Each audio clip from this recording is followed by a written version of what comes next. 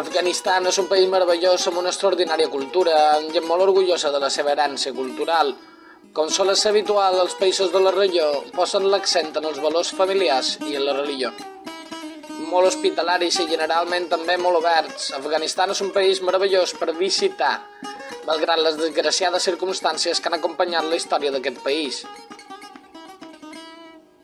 Considerava que havia de començar amb quelcom que ja jo prèviament sabés de l'indret abans d'encetar la investigació per fer aquest tub. Jo, fascinat de la història, sempre he estat un enamorat de petits detalls que potser ara, per a molts, són totalment disfuncionals.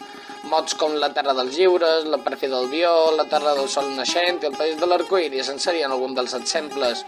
Així que, com ja deus haver pogut intuir fins al moment, em parlaré del d'Afganistan, que de fet, segons es miri, és molt molon, el cementiri d'imperis. El cementiri d'imperis, per què? Perquè cada vegada que un gran imperi l'ha intentat controlar, ha fracassat estrepitosament, amb fatals conseqüències sempre pel que ha fet a l'opinió pública de tots els posicionaments polítics intents de cada un d'aquests imperis, sinó perquè, a més, immediatament després d'aquestes intervencions sorprenentment, s'encetaren els declivis d'aquests mateixos. Per exemple, el Regne Unit, que és, sens dubte, el que més cops ho va intentar, tres intents al segle XIX, disposant d'una base massiva de població que es podia mobilitzar des de l'actual Índia, que ja estava colonitzada per ells, i tenint en compte que era la superpotència del planeta, no oblidem que el segle XIX és conegut com el segle de la Pax Britànica. Això va afeblir greument l'imperi britànic pel que fa a l'opinió internacional i aviat després del darrer intent, el 1919, l'Estat encetaria aquest decliu cap a la descolonització. L'imperi se veuria obligat a descolonitzar per les dues guerres mundials també, progressivament abandonant Àfrica, Índia i la resta de territoris que havia controlat fins al moment. El segon gran imperi que podem esmentar és no altre que l'Unió Soviètica. El 1979, el govern afganès, que havia estat sotmès a l'esfera soviètica, es preparava per trencar amb el règim existent en el moment. I amb un govern i establishment polític que era afí als interessos de la Unió Soviètica. Aquesta invasió va ser coneguda com la Vietnam soviètica i només 11 anys després l'imperi soviètic queia definitivament, simbòlicament reflectit en el mur de Berlín el 1990.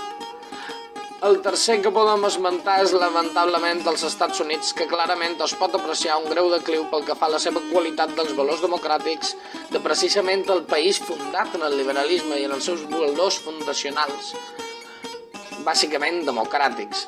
I és curiós que puguem veure una relació entre aquesta degradació i com ha influït la qüestió afgana a l'opinió pública general d'aquest país. Una cosa que és vital i molt saludable tenir en compte és interès per l'indret on es va, i fer-ho implica tenir constància de que els seus símbols culturals o la manera en la qual interpreten el món pot divergir més o manco de la nostra i per tant quan se va allà on viuen han de respectar-ne els costums. Si aneu a Afganistan vos demanaria que anéssiu amb roba que vos cobrís bé braços, espaldes, cames i no, això no és únicament i exclusivament per a les dones sinó per als homes també. Abans de caure en la crítica fàcil, recorda que el Vaticà directament no te deixaran entrar si vas amb aquesta determinada vestimenta i després de tot és un estat sobirà. La diversitat afgana pot ser major del que un pensa. És important tenir clar que no és una societat homogènia ni àrab i que no està a l'Orient Pròxim sinó a l'Àsia Central. Es poden comptar més de 9 nacionalitats diferents, d'entre les quals destaquen les d'origen indoeuropeu iranià i en gran mida les d'origen túrquic, nacionalitats ja molt presents a les nacions veïnes. La llengua més parlada és el dari, amb un 78% de la població competent en aquesta llengua, seguit del pashto, amb un 50% de la població demostrant competències en aquesta llengua. Ambdues llengües d'origen iranià són les oficials de l'Estat, i el coneixement percentual d'ambdues respecte a la població és que hi ha d'haver un segment encara més gran de la població, que és el manco bilingüe, un espai monolingüe fascinant amb curioses conductes. Uzbek, la llengua túrquica més parlada compta amb el 10% de la població, seguit de l'anglès, la quartena llengua més parlada i també la primera llengua estrangera més parlada, amb un 6% de la població tenint alguna competència. Has de saber tenir una conducta apropiada per comprar quan vagis al basar. Com a molt bona part del món asiàtic, especialment des de les cultures musulmanes del nord d'Àfrica fins al sud-est asiàtic, és vital saber com comportar-se quan es va al basar. Primer de tot s'ha de tenir claríssim que si ets estranger, amb tota seguretat t'apujaran el preu de qualsevol cosa que vendria més barat a una altra persona.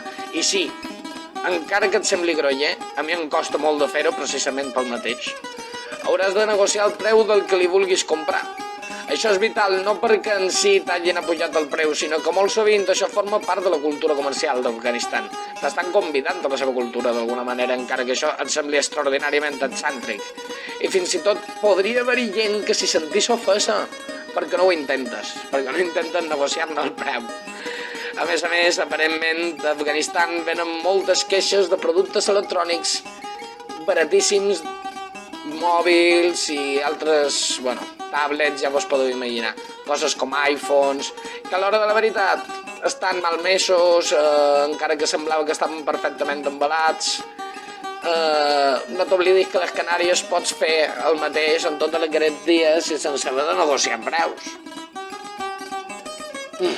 Considero que vital per acabar. El major productor d'opi per acabar és també aquest país del qual estan parlant.